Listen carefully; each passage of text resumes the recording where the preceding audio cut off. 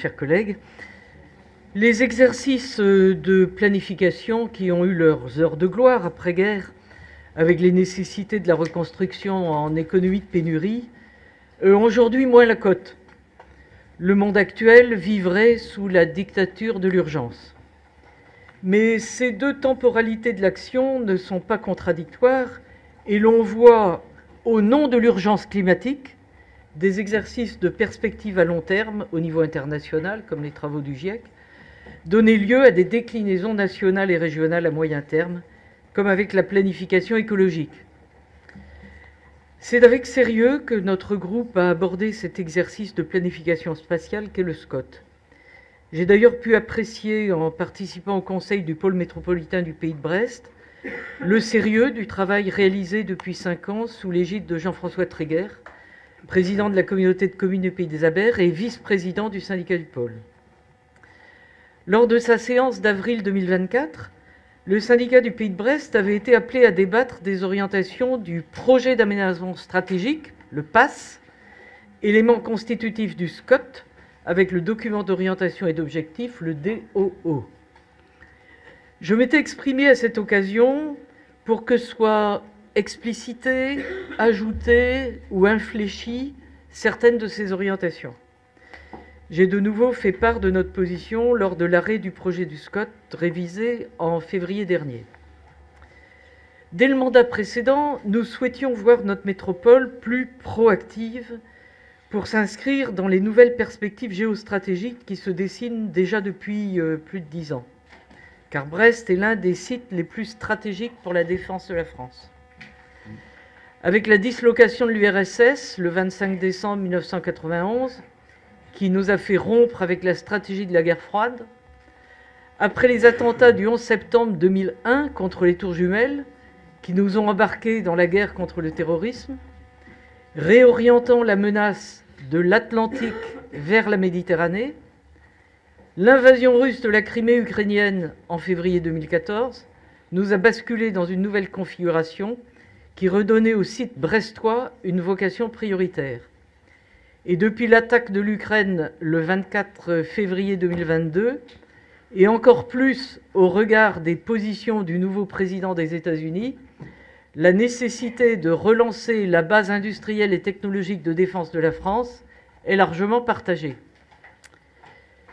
Si les enjeux liés aux activités de défense ne sont pas absents des documents du SCOT, comme je l'avais souhaité, la place qui leur est faite ne reflète quand même pas l'importance pour le Pays de Brest d'un des premiers employeurs et donneurs d'ordre et qui est encore destiné à s'accroître dans les 20 ans qui viennent. Le deuxième sujet que je voudrais aborder, c'est celui du désenclavement. Même si le propos littéraire du projet d'action stratégique indique que le SCOT appuie et encourage fortement la réalisation des aménagements visant à permettre la réduction des temps de trajet dans l'optique de pouvoir relier Brest à Paris en moins de 3 heures de train, on ne voit pas bien ce qui permettra de voir arriver la grande vitesse, le TGV, en gare de Brest d'ici les 20 ans de l'échéance du SCOT, même s'il y a une belle photo de TGV arrivant en gare de Brest dans le document. À ce moment-là, on pourra pleurer parce qu'il faut toujours avoir des liaisons par avion, hein. Le SCOT assume le terme simple de modernisation qui n'est pas très encourageant.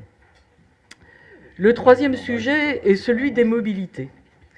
Le SCOT privilégie une entrée par l'offre et segmente la réponse par mode.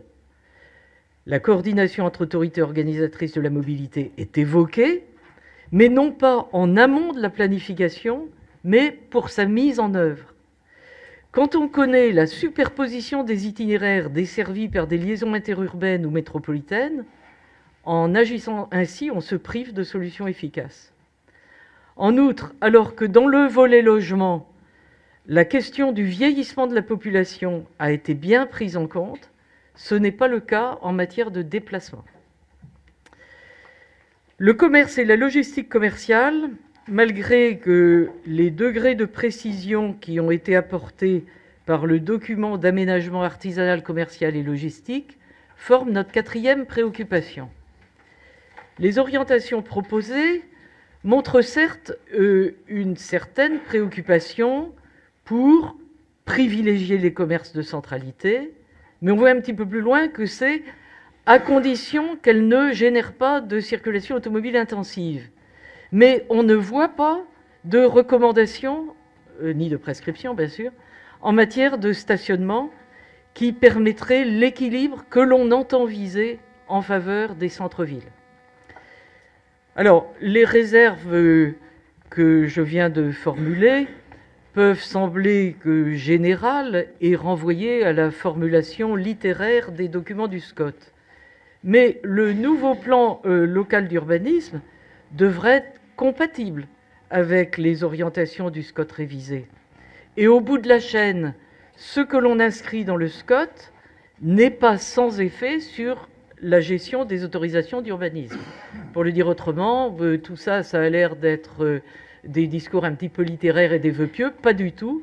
Les documents d'urbanisme devront être compatibles et donc ça aura bien, à la fin, une incidence sur l'exercice de la gestion des autorisations d'urbanisme.